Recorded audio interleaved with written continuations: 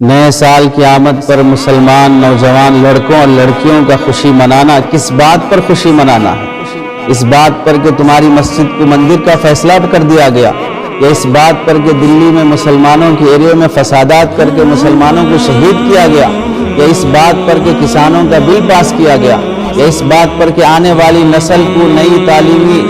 لبادے کے جال میں پھنسا کر انہیں ہندو اور غیر مسلم بنانے کی پلاننگ کی گئی، مسلمان نسل کو دہریہ اور کافر بنانے کی پلاننگیں کی جا رہی ہیں، انہیں شہریت سے ختم کرنے کی پلاننگ کی جا رہی ہے اور ان کی اکنامک کو ختم کرنے کی کوشش کی جا رہی ہے۔ کس بات کی خوشی میں مسلمان نیو ایئر میں خوشی مناتا ہے؟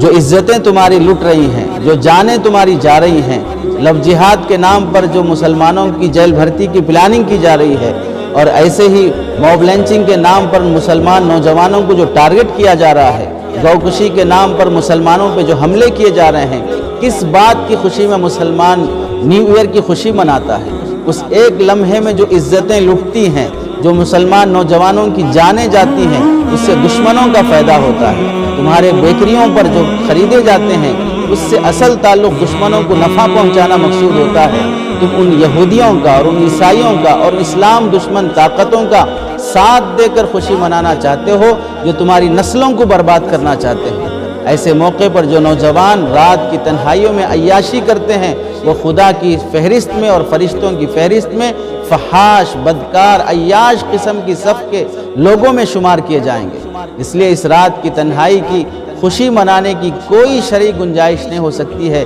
نہ اسلامی سال ہے، نہ اس رات میں جو منائی جانے والی حرکتیں ہیں اسلام کے مطابق ہوتی ہیں، بلکہ یہ ہندوانہ اور ظالمانہ رسم و رواج پر مشتمل ہے، جس کی شریعت میں اور اخلاقی اعتبار سے کوئی گنجائش نہیں ہوتی۔